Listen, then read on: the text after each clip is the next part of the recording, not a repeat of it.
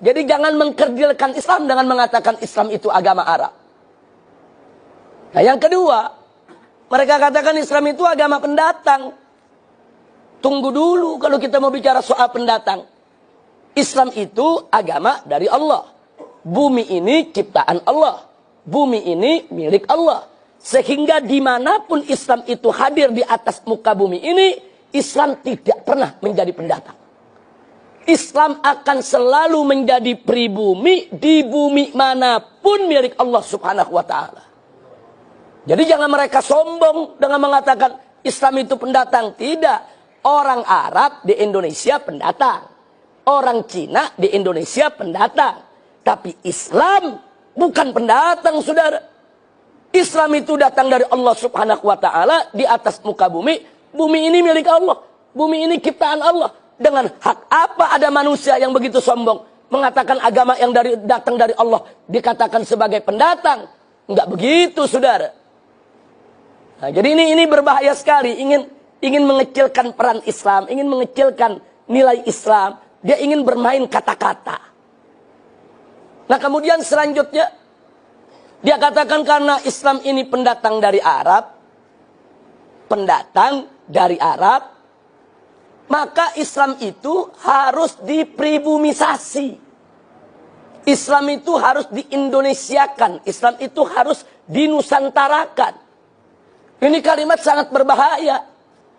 Loh kenapa saya katakan berbahaya? Karena dulu Nabi pada saat diutus oleh Allah subhanahu wa ta'ala pertama kali ke tengah bangsa Arab, bukan untuk mengarabkan Islam, tapi untuk mengislamkan Arab. Jadi jangan dibulak-balik. Nabi nggak pernah mengarabkan Islam, ya ikhwan. Nabi itu dulu tugasnya mengislamkan bangsa Arab dan seluruh suku bangsa di dunia. Jadi dulu Nabi mengislamkan Arab, bukan mengarabkan Islam. Nah, jadi kelompok mereka ini yang menyebut dirinya sebagai Islam Nusantara memutarbalikkan persoalan dan ini sangat berbahaya. Baik, sekarang mari kita lihat. Kalau nanti Islam di Indonesia harus di-Indonesiakan, maka konsekuensinya Islam di Afrika harus di-Afrikakan. Islam di Eropa harus di-Eropakan. Islam di Amerika harus di-Amerikakan. Islam di Cina harus dikinakan. Islam di India harus di-Indiakan. Naif betul. Kok bisa begitu rendah sekali Islam? Ingin diubah-ubah disesuaikan dengan suku bangsa? Tidak.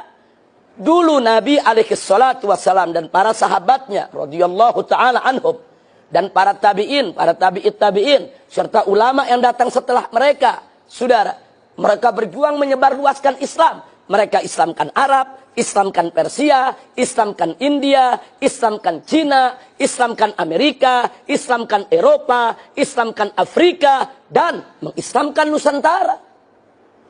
Wali Songo dulu ketika berdakwah di Tanah Jawa, Wali Songo nggak pernah menjawabkan Islam. Wali Songo nggak pernah menusantarakan Islam. Justru Wali Songo mengislamkan Tanah Jawa dan mengislamkan Nusantara. Nah ini sengaja saya tekankan karena mereka ingin mengkerdilkan Islam seolah-olah ini cuma urusan orang Arab. Sebetulnya yang mereka mau serang bukan Arab, mereka mau serang Islam. Arab ini cuma perantara saja, ya ikhwah.